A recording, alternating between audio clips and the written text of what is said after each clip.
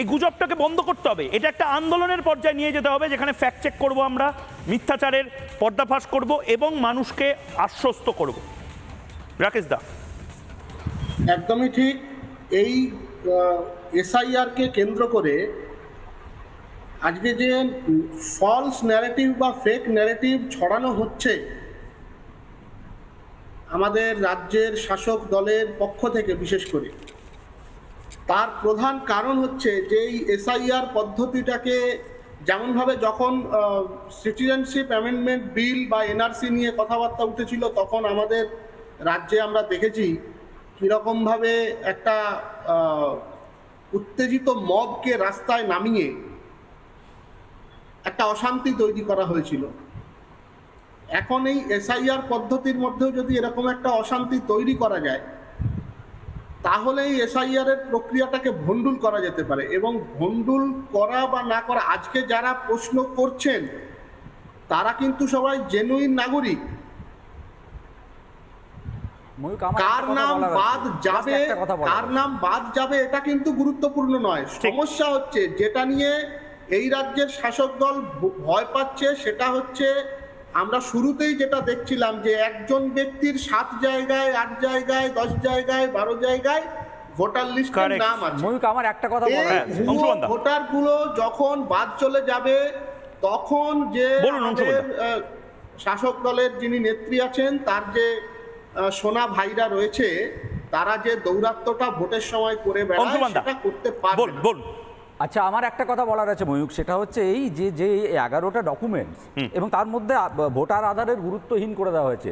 পরিযায়ী শ্রমিক যারা স্কুলেই যায়নি, ধরো, তারা কোথা থেকে ওই 11টা কজনের এলআইসি আছে, আমি কজনের এলআইসি আছে আমাকে বলো তো। তারা কি কজনের ড্রাইভিং লাইসেন্স আছে আমাকে বলো তো। পার্থ অপাসপা গপার মতন তারা কি খাটের তলায় টাকা রাখেন? তারা কুয়েত থেকে, তারা ব্যাঙ্গালোর থেকে টাকাটা কিসে পাঠান? তারা কি ক্যাশ টাকা পাঠান? তাদের ব্যাংক অ্যাকাউন্ট নেই? তাদের ব্যাংক অ্যাকাউন্ট আছে কি নেই?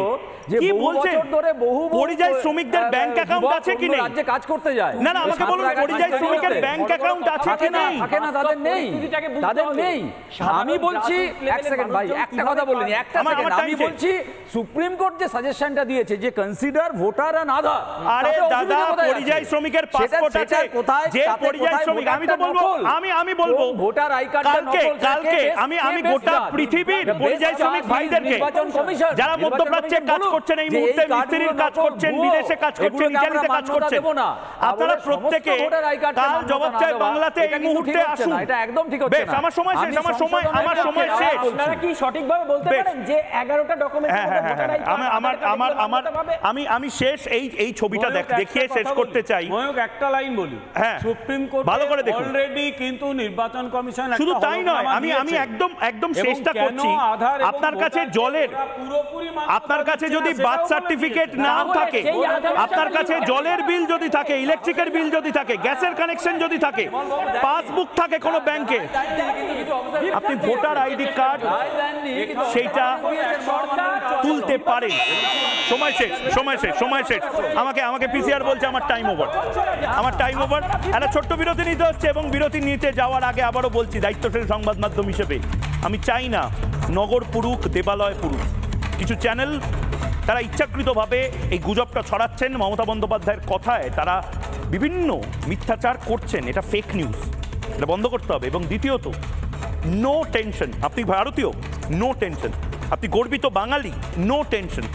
আপনি পশ্চিমবঙ্গবাসী, নো টেনশন। আপনি পরিযায়ী শ্রমিক, নো টেনশন। এমনকি আপনি বাংলাদেশ থেকে সংখ্যালঘু হয়ে বাংলায় এসেছিলেন, ভারতে এসেছিলেন, আপনি আপনার সিএতে নাগরিকত্ব পেয়ে গেছেন, নো টেনশন।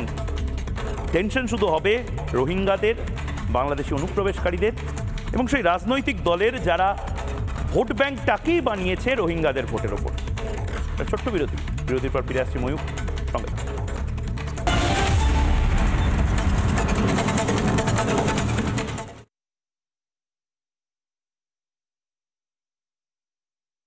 নানা ধরনের কন্টেন্ট দেখার জন্য লাইক করুন, শেয়ার করুন আমাদের ফেসবুক পেজ, সাবস্ক্রাইব করুন আমাদের ইউটিউব চ্যানেল।